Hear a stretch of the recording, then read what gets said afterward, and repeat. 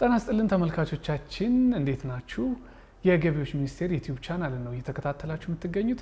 በዚህ ቻናላችን የተለያዩ ስለ ግብር እንዲሁም ደግሞ ስለ ቀረጥ እና መሰል የገቢዎችና የጉምሩክ ጉዳዮችን ለእናንተ ይጠቅማሉ የምንላቸው መረጃዎች ወደ እናንተ የምናደርስበት ቻናላችን ነው።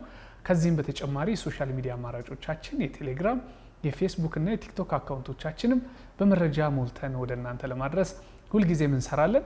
በዛሬ የዩቲዩብ ቪዲዮአችንም ወደ እናንተ ልናደርስ ያሰብነው በድሬዳዋ ከተማ ነፃ የንግድ ቀጠና በቅርቡ አገልግሎት መጀመሩን እንግዲህ ይፋ አድርገናል በተለያዩ ማህበራዊ ሚዲያዎቻችን። ከዚህ ጋር በተያያዘ ይህ የንግድ ቀጠና ምን አይነት አገልግሎቶችን እየሰጠ ነው? ለአስመጭና ላኪዎችስ ያለው ዋጋ፣ በተለይም ደግሞ ከዚህ በፊት የተለያዩ ነፃ የንግድ ቀጠናዎችን በተለያዩ ሀገራት ይጠቀሙ የነበሩ አስመጭና ላኪዎች ወደ ሀገራቸው መጥተው ይህንን አገልግሎት ሲያገኙ ምን አይነት ለውጦችን ያገኛሉ ወይም እንዴት ተጠቃሚ ይሆናሉ? ከዚህም ባለፈ አዳዲስ አስመጭና ላኪዎችስ ምን አይነት እድሎች አሏቸው? ይህ የነፃ የንግድ ቀጠና ይዞት የመጣው ምንድን ነው የሚለውንና አጠቃላይ የነፃ የንግድ ቀጠናው አገልግሎትን በተመለከተ በቦታው ተገኝተን ከአቶ ፈርሃን አሊ የኢንዱስትሪ ፓርኮች የጉምሩክ ስራ ሂደት አስተባባሪ ጋር ቆይታ አድርገናል። ይህንን ቪዲዮ ጋብዛችኋለን። ጠቅለል ያለ መረጃ ታገኛላችሁ። አብራችሁ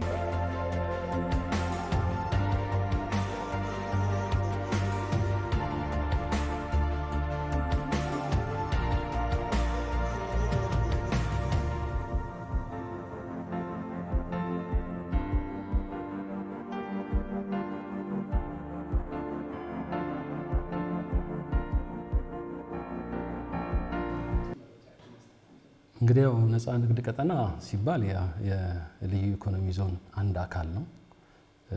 ያው እቃዎች ከውጪ ቀረጥና ታክስ ሳይከፈልባቸው የሚገቡበት ቦታ ነው። ያው ሌሎችም እንደው እዚህ አምራች ያሉት ተመልሰው ያመረቱትን እቃ አስገብተው ወደ ውጭ የሚልኩበት፣ እንዲሁም ወደ ሀገር ውስጥ ለሀገር ውስጥ ፍጆታ የሚገቡ እቃዎችም ቀረጥና ታክስ ተከፍሎ የሚወጣባቸው ያው ማለት ነው።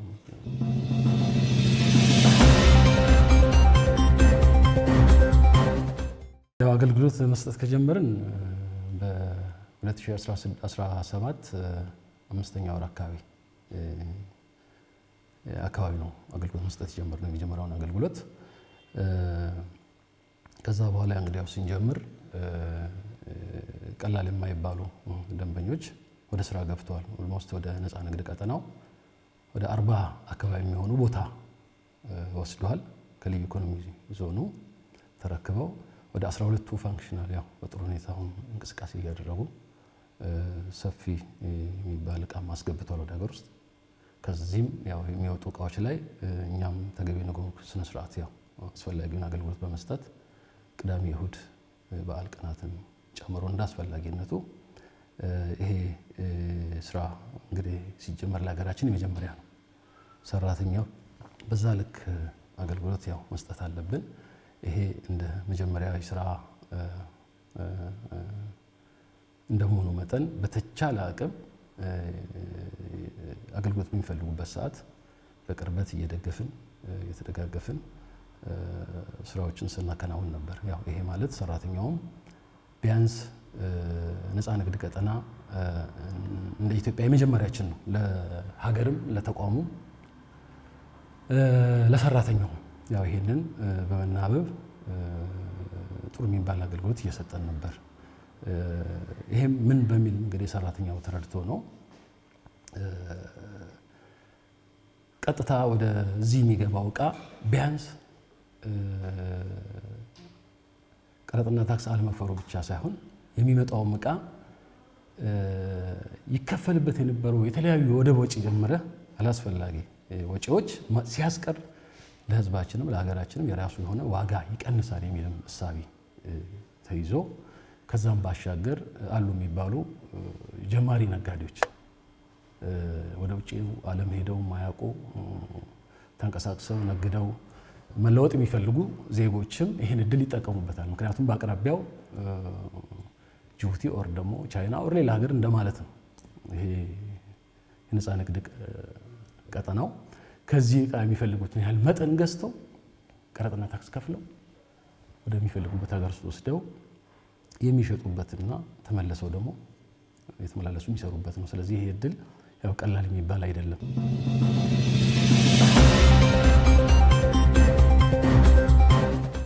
እንግዲህ ነፃ ንግድ ቀጠና ቅድም እንደገለጽኩት ያው ገንዘብን ብቻ አይደለም ጊዜንም ይቆጥባል። ገንዘብ ስንል ያው ማንኛውም ዕቃ ሲመጣ ምንም አይነት ቀረጥና ታክስ አይከፈልበትም።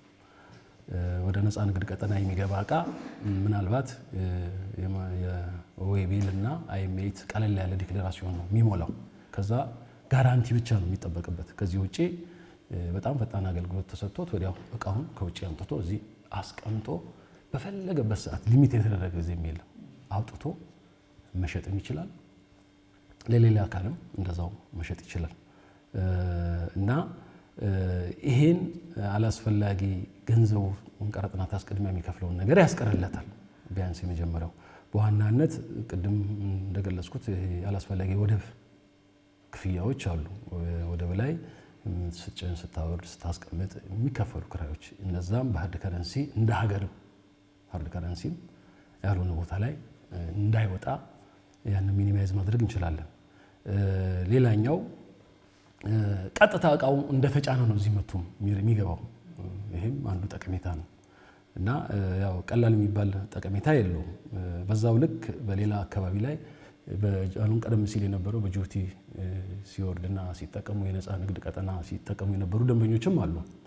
ያ አላስፈላጊ ወጪ ብቻም አይደለም፣ እዛም ላይ ሲወርድ ሲጫን ሌሎች ተጓዳኝ አገልግሎቶች ላይ የሚከፍሉት ክፍያዎች አሉ። ለራሳቸው ሆቴል አለ፣ ወጪ አለ፣ ምን አለ፣ ይሄን ሁሉ ያስቀራልና ቀላል የሚባል አይደለም እና የበለጠ አስመጪው ነጋዴ በጣም ተጠቃሚ ነው። ሀገር ብቻም አይደለም፣ ህዝብ ብቻም አይደለም፣ ዋጋ ላይም የራሱ ኢምፓክት ስላለው። ምክንያቱም ቀደም ሲል የነበረበት ሲሸጥበት የነበረ ዕቃ ላይ እነዚህ ኮስቶች ሚኒማይዝ በሆነ ቁጥር እኛም የምንገዛው ዕቃ በዛ ልክ ዋጋው የራሱ የሆነ ቅናሽ ይኖረዋል የሚል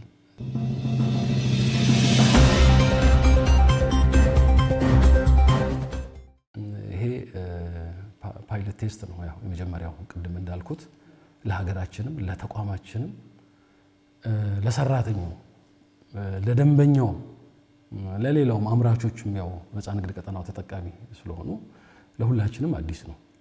አዲስ እንደመሆኑ መጠን ያው ወደ ስራ ቅድም እንደገለጽኩት ወደ 50 ሄክታር አካባቢ ነው ቦታውን ወስደው ወደ ስራ ያው ሊገቡ እና ያው የገቡ አሉ፣ በመግባት ላይም እና ቀጣይ የሚመጡ አሉ። ካሉት ወደ 10 ምናምኖቹ ወደ ስራ ገብቷል። ከነዚህም ቀላል የሚባል ወደ ሞርዛን 400 ሚሊዮን አካባቢ ሰብስበናል ቀረጥና ታክስ ካለው ዕቃ ባሻገር። ምክንያቱም ያለው ዕቃም ቀላል የሚባል አይደለም። አሁን ገብቶ ያለው ዕቃ ከሰበሰብነው ቀረጥና ታክስ በላይ ሊሰበሰበት የሚችል ዕቃ ተከማችቶ አለ በነፃ ንግድ ቀጠና ውስጥ። ያው ይሄንንም የተለያዩ አይነት ዕቃዎች ይገባሉ። እኛም ቅድም እንዳልነው ኦልሞስት ሌሊትም አገልግሎት መፈለጉ ብቻ ነው የምንጠብቀው። ያው እያንዳንዱ ጭኖ የመጣው ኮንቴነር መመለስም ስላለበት ለዛም አላስፈላጊ ክፍያ እንዳይከፍሉ በቅርበት በየትኛውም ሳለ ኮሚኒኬት ሲያደርጉ ገብተን አገልግሎቱን የምንሰጥበት ሁኔታ ነው ያለው። እነሱም ጀስት ፍሬንድሊ ነው ያው ተቀራርበን ከአስመጪውም ከትራንዚተሩም ጋር ያው ኦንላይን ነው ሰርቪሳችን ኮሚኒኬት እያደረገን የሚፈጠሩ አንዳንድ አሰራር ላይ የሚገጥሙ ችግሮችም ካሉ ቶሎ በመነጋገር እየፈታን በዋና መስሪያ ቤትም ጋር እየተጋገዝን አገልግሎት ስንሰጥ ቆይተናል ላለፉት ወደ 9 ወራት አካባቢ።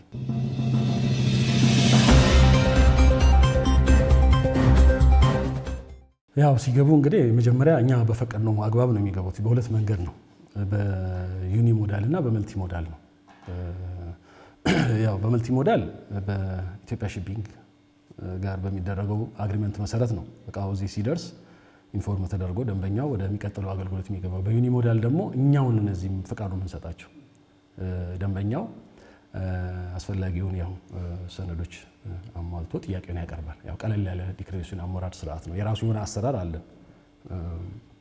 በኮሚሽኑ ያው ተቀርጾ የተላከልን። በዛ አሰራር መሰረት የበር ላይ መግቢያ ላይ ያያችሁት እንደ ቢልቦርድ ላይ ዩኒ ሞዳል መልቲ ሞዳል የስራውን ፍሰት የሚያሳይ ማለት ነው። ስለዚህ የትራንዚት ፍቃድ ይጠይቃል ዶክሜንት አስፈላጊ ዶክሜንቶች መሟላታቸውን ቅድም ያልኩት ሶስቱ ነገሮች መሟላታቸውን አረጋግጠን ፍቃድ እንሰጣለን። ከዛ በኋላ ከጅቡቲ ኦር ከሌላም ቦታ እቃውን ከገዛበት ሀገር ቀጥታ ጭኖ ወደዚህ ነው የሚመጣው። እዚህም ሲመጣ ያው መድረሱን አራይቫል ይሰራል። እቃው በቦታው ላይ እንዲወርድ ይደረጋል። ኢሚዲየትሊ የጫነው መኪና ተመልሶ ይወጣል ማለት ነው። ይሄን ያህል ጊዜ የሚወስድም አይደለም። የሚያቆያቸውም ብዙም እንትንም የለም። በቃ ይፈቀዳል። እቃው ሲመጣ ደግሞ ቦታው ላይ ይወርዳል። እቺ ሆነች በቃ።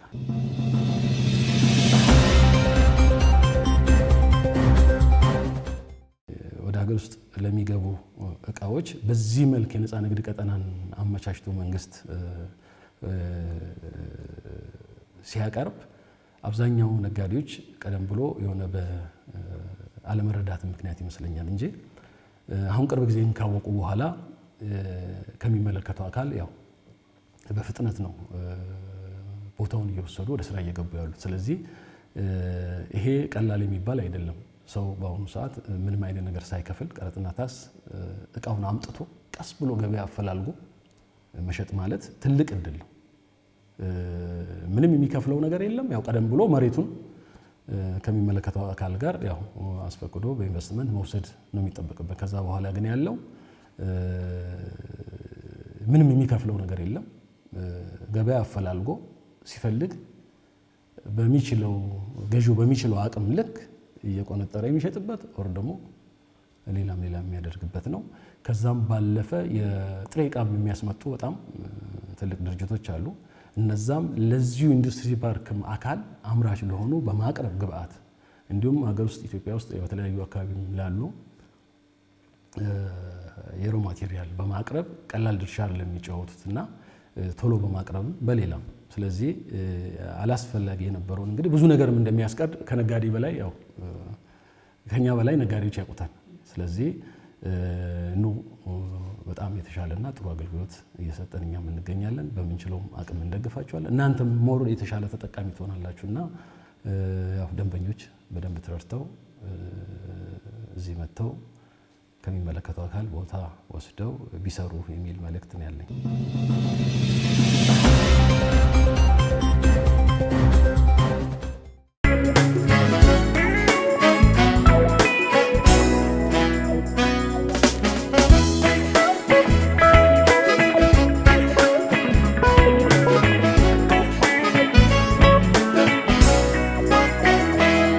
ዘመናዊት ኢትዮጵያ እንድትቆም በከፍታ ትንሽ ትልቁ እኩል ነው ለግብር ሲሰጥ ቦታ ለሁሉም የምትመች እንድትሆን ልቃ በልጣ ከኛው ጋር አብራ ትደግ ሚገባትን አትጣ።